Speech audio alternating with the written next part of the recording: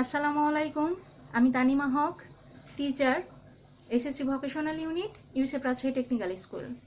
প্রিয় শিক্ষার্থী বন্ধুরা, কেমন আছো তোমরা? আশা করি ভালো আছো, সুস্থ আছো, নিরাপদে আছো, সেই সাথে রোজা রাখছো এবং পাশাপাশি পড়াশোনাটাও চালিয়ে যাচ্ছ। আমি গত ভিডিওতে তোমাদের পদার্থবিজ্ঞানের চতুর্থ অধ্যায় কাজ ক্ষমতা শক্তির গাণিতিক সলিউশনগুলো আমরা করেছিলাম। আমি আজকে পদার্থবিজ্ঞানের পঞ্চম অধ্যায় অর্থাৎ পদার্থের অবস্থা ও চাপ এই চ্যাপ্টার নিয়ে আলোচনা করব। আজকে চাপ নিয়ে মূলত আলোচনা করব। দেখো, আমরা চাপ বলতে আসলে কি বোঝাই? দৈনন্দিন জীবনে কিন্তু চাপ বলতে অনেক কিছু বোঝায়, যেমন মানসিক চাপ, পারিপার্শ্বিক চাপ, যে কোনোটা হতে পারে। বাট ফিজিক্সে চাপ বলতে একটা নির্দিষ্ট অর্থ বহন করে। তা আসলে দেখি চাপ বলতে আসলে কি বোঝায় বিজ্ঞানের ভাষায়। দেখো, এখানে লেখা আছে চাপ কাকে বলে। চাপ কোনো বস্তুর একক ক্ষেত্রফলের উপর লম্বভাবে প্রযুক্ত বলকে চাপ বলে। তাহলে এখানে কি বললো? দুটো জিনিস লক্ষ্য করো, একক ক্ষেত্রফলের উপর আর বলটা কিভাবে প্রযুক্ত হতে হবে? লম্বভাবে। আমরা এর আগে বল চ্যাপ্টারে কিন্তু পড়েছিলাম যে বল যে কোনোভাবে আমরা যে কোনো দিক থেকে প্রয়োগ করতে পারি, তাই না? বল প্রযুক্ত হতে পারে, বাট চাপের ক্ষেত্রে বলটা কিন্তু প্রযুক্ত হবে লম্বভাবে, ওই তলে লম্বভাবে প্রযুক্ত হতে হবে চাপটাকে, তাহলেই সেটাকে আমরা চাপ বলবো। চাপকে পি দ্বারা প্রকাশ করা হয়, এর একক হচ্ছে নিউটন মিটার স্কয়ার। এই নিউটন মিটার স্কয়ারকে বলা হয় প্যাসকেল। তাহলে চাপের একক হচ্ছে নিউটন মিটার স্কয়ার অথবা প্যাসকেল। এখন আমরা বলবো যে এক প্যাসকেল বলতে আমরা মূলত কি বুঝি। এক প্যাসকেল বলতে বুঝি এক বর্গ মিটার অর্থাৎ 1 মিটার স্কয়ার ক্ষেত্রফলের ওপর 1 নিউটন বল লম্বভাবে প্রযুক্ত হলে যে চাপের সৃষ্টি হয় তাকে এক প্যাসকেল চাপ বলে। খুব সহজ, তাই না? যে আমার এখানে দেখো বলছে একক ক্ষেত্রফলের ওপর বলেছে যে চাপের সংজ্ঞা দেখো, তাহলে এখানে বলছে কি 1 বর্গ মিটার বা মিটার স্কয়ার বলি আমরা এটাকে, ক্ষেত্রফলের ওপর 1 নিউটন বল লম্বভাবে প্রযুক্ত হলে যে চাপটা অনুভব করবে সেটাই হচ্ছে, যে সৃষ্টি হবে যে চাপের, সেটাই হচ্ছে এক প্যাসকেল চাপ। তাহলে এখন তোমাকে যদি কোশ্চেনে বলা হয় 20 প্যাসকেল চাপ বলতে কি বোঝায়, তাহলে তুমি তখন কি করবে?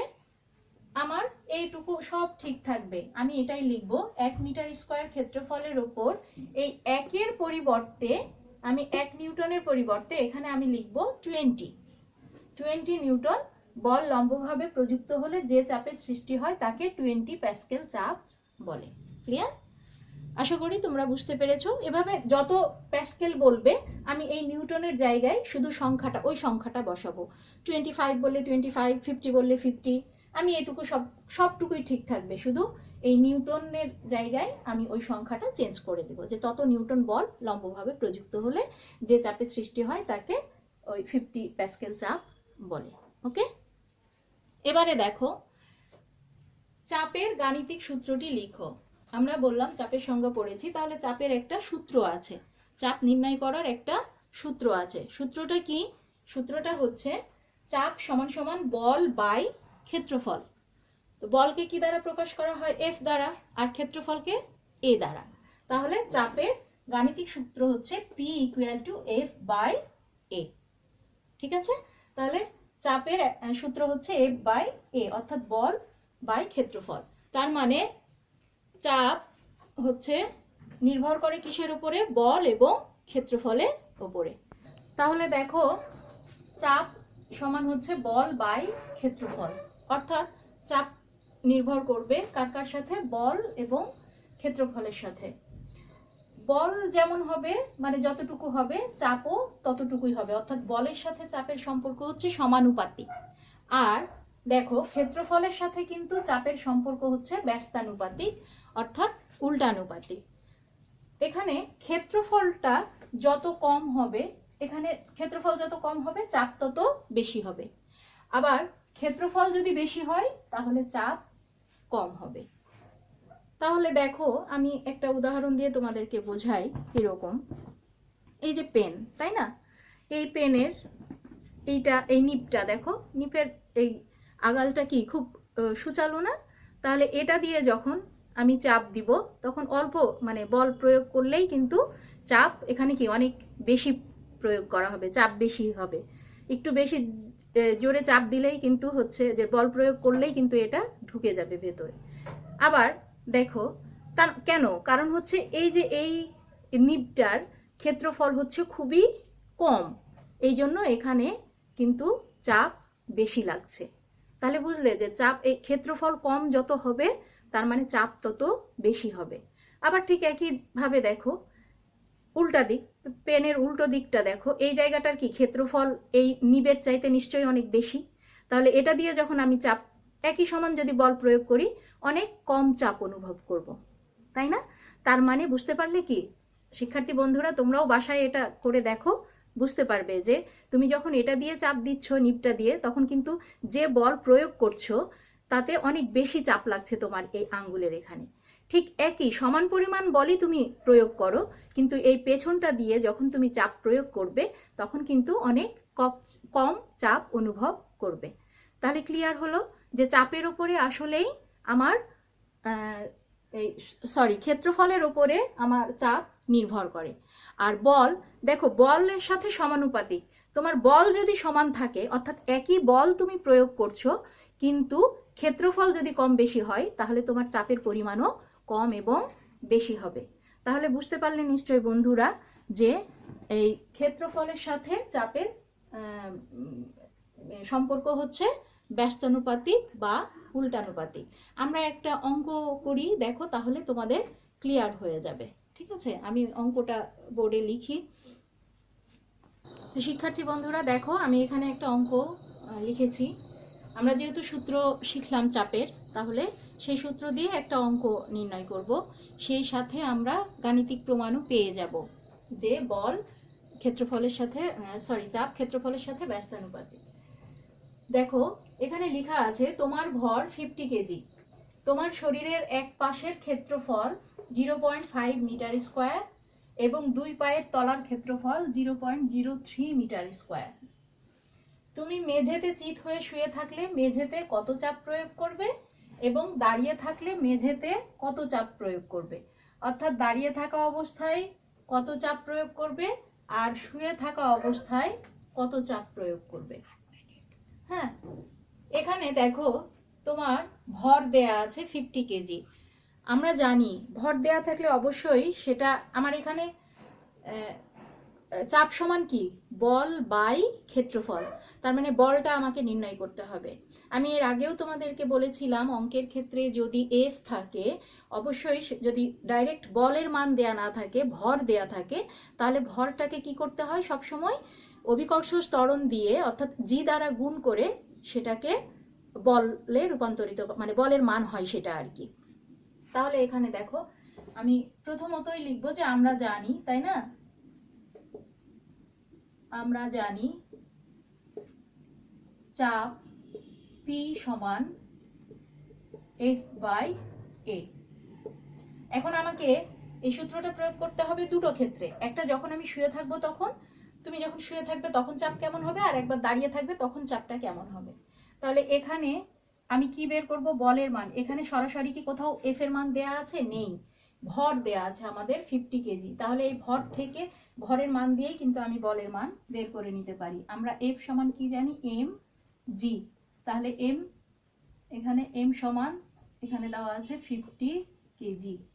তাহলে এখন এফ সমান, অতএব এফ সমান এম জি মানে হচ্ছে 50 ইন্টু জি এর মান হচ্ছে 9.8 মিটার পার সেকেন্ড স্কোয়ার। এখানে 50 ইন্টু 9.8 হচ্ছে গুণ করলে হয় 490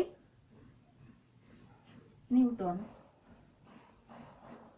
490 নিউটন। আর কি দেয়া আছে, শুয়ে থাকলে ক্ষেত্রফল, অর্থাৎ কার ক্ষেত্রফল দেওয়া আছে, যে একবার শুয়ে থাকলে শরীরের এক পাশের ক্ষেত্রফল, অর্থাৎ আমি একটা যদি A1 ধরি, অর্থাৎ যখন শুয়ে থাকা অবস্থায় ক্ষেত্রফল, তখন হচ্ছে 0.5 মিটার স্কোয়ার, আর A2 ধরবো আমি 0.03। যেহেতু দুটো ক্ষেত্রফল দেওয়া আছে এই জন্য আমি A1 এবং A2 ধরলাম। আমি A1টা এখানে লিখে নিতে পারি যে শুয়ে থাকা অবস্থায় ক্ষেত্রফল, এটা হচ্ছে ব্র্যাকেটে তুমি লিখে দিতে পারো শুয়ে থাকলে বা থাকা অবস্থায়, আর এটা লিখতে পারো দাঁড়িয়ে থাকা অবস্থায়।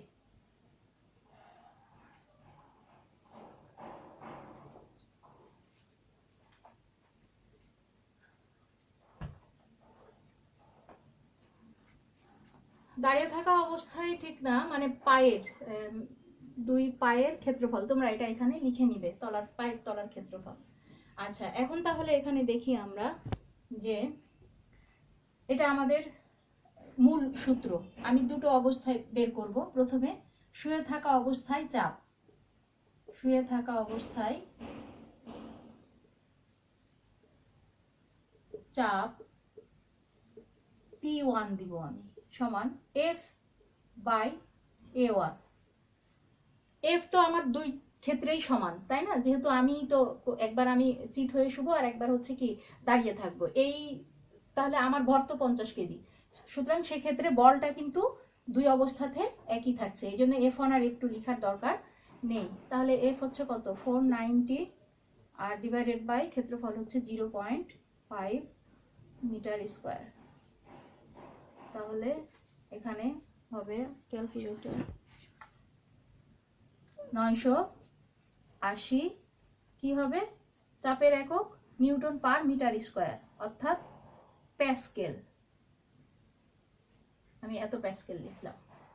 এবার আবার দাঁড়িয়ে থাকা অবস্থায় চাপ, দাঁড়িয়ে থাকা অবস্থায় চাপ P2 equal to F/A2। That means F হচ্ছে কত আমাদের 490 নিউটন, আর A2 হচ্ছে 0.03 মিটার স্কোয়ার। তাহলে এটা ভাগ করলে হয়